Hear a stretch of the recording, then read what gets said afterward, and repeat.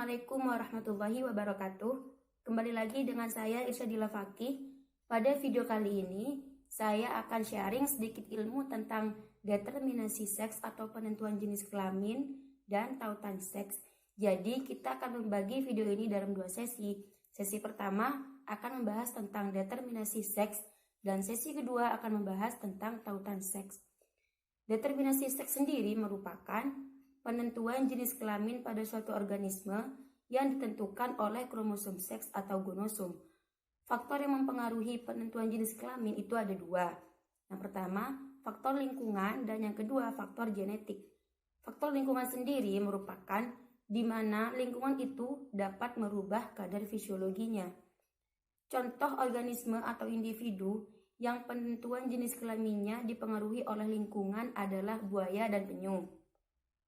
Sedangkan faktor lingkungan yang dapat mempengaruhi penentuan jenis kelamin pada buaya dan penyu tersebut adalah suhu. Jadi, tinggi rendahnya suhu di tempat di mana telur buaya dan penyu tersebut diletakkan dapat mempengaruhi penentuan jenis kelamin pada buaya dan penyu tersebut. Hasil penelitian menunjukkan bahwa suhu inkubasi dapat menekan atau menstimulasi ekspresi aromatase pada sejumlah reptil termasuk penyu.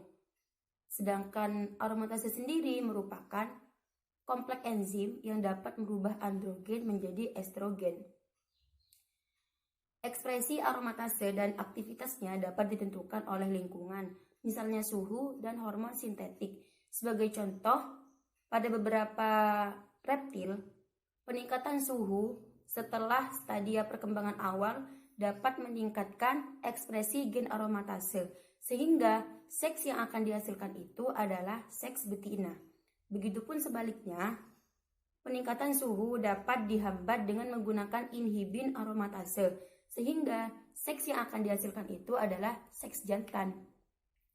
Faktor yang kedua adalah faktor genetik. Faktor genetik ini apabila suatu kelamin terjadi akibat dari faktor genetik yang terdapat dalam tubuh makhluk hidup tersebut. Kan sebagaimana yang kita ketahui, gen itu terdapat dalam kromosom. Jadi, gen terdapat dalam kromosom itu mempengaruhi penentuan jenis kelamin pada makhluk hidup tersebut.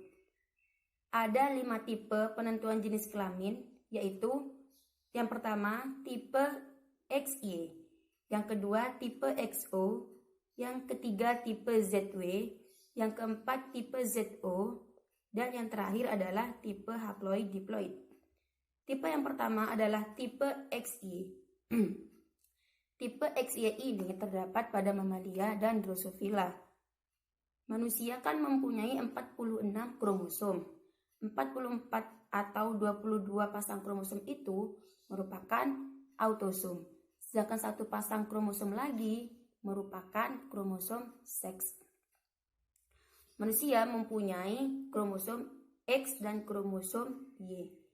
Kromosom X ini akan mengekspresikan fenotip betina, sedangkan kromosom Y akan mengekspresikan fenotip jantan. Pada tipe XY ini, individu betina memiliki kromosom XX, sedangkan individu jantan memiliki kromosom XY. Jadi apabila antara betina dan jantan ini berfertilisasi, sedangkan pada betina menurunkan kromosom X dan jantan juga menurunkan kromosom X, maka keturunan yang akan dihasilkan itu akan memiliki jenis kelamin betina. Namun apabila yang berfertilisasi itu kromosom X pada betina dan kromosom Y pada jantan, maka keturunan yang akan dihasilkan akan berjenis kelamin jantan. Tipe yang kedua adalah tipe XO. Tipe XO ini terdapat pada hewan dengan ordo Orthoptera dan Heteroptera. Contohnya adalah belalang dan kecoa. Tipe XO tidak jauh berbeda dengan tipe XY. Tipe XO ini di mana individu betina memiliki kromosom XX, sedangkan individu jantan hanya memiliki kromosom X saja, tidak memiliki kromosom Y. Maka dari itu dinamakan dengan kromosom XO. Kenapa XO? Karena XO ini bersifat netral. Tipe yang ketiga adalah tipe ZW. Tipe ZW terdapat pada Aves dan kupu-kupu, di mana individu jantan memiliki kromosom ZZ, sedangkan individu betina mempunyai kromosom ZW. Kromosom ZZ pada individu jantan ini bisa disebut dengan homogametik, sedangkan kromosom ZW pada betina ini dinamakan dengan heterogametik. Tipe yang keempat adalah tipe ZO. Tipe ZO terdapat pada unggas. Tipe ZO juga hampir mirip dengan tipe ZW, di mana individu jantan memiliki kromosom ZZ, sedangkan individu betina hanya memiliki kromosom Z saja, tidak memiliki kromosom W. Maka dari itu disebut dengan kromosom ZO. Tipe yang kelima adalah tipe haploid diploid. Tipe haploid diploid terdapat pada lebah. Jadi ketika lebah ratu menghasilkan telur, di mana telur itu tidak dihasilkan dari hasil pembuahan yang dilakukan oleh sel sperma kepada sel telur, atau yang disebut mengalami partenogenesis, maka individu yang dihasilkan akan memiliki kromosom dengan jumlah kromosom 16 atau yang disebut dengan kromosom haploid dengan jenis kelamin jantan.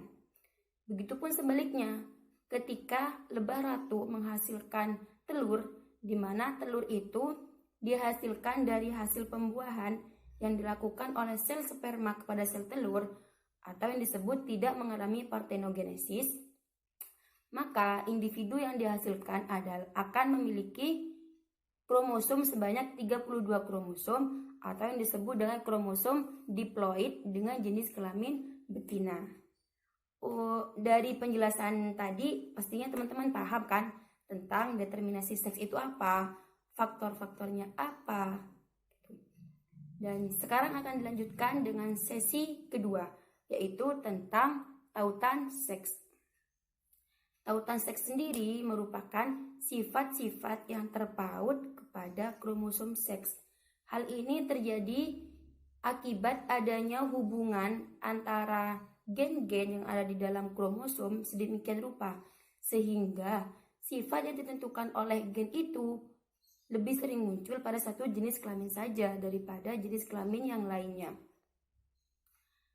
Tautan seks itu ada dua, yaitu tautan X dan tautan Y. Jadi, sifat yang terpaut pada gen X diturunkan kepada keturunan yang memiliki gen X juga. Sedangkan sifat yang terpaut pada gen Y dapat diturunkan kepada keturunan yang juga memiliki gen Y itu. Contoh sifat pada manusia yang terpaut pada gen X adalah hemofilia, buta warna, dan anondortia. Sedangkan pada lalat buah atau Drosophila adalah warna pada mata. Sedangkan contoh sifat yang terpaut pada gen Y yang terjadi pada manusia adalah hipertrikosis dan hipofosfatemia. Perlu diingat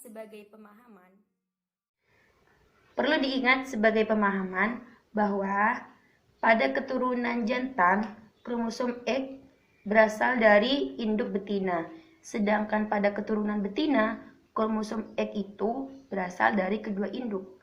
Untuk teman-teman lebih mudah memahami, saya hadirkan di sini contoh.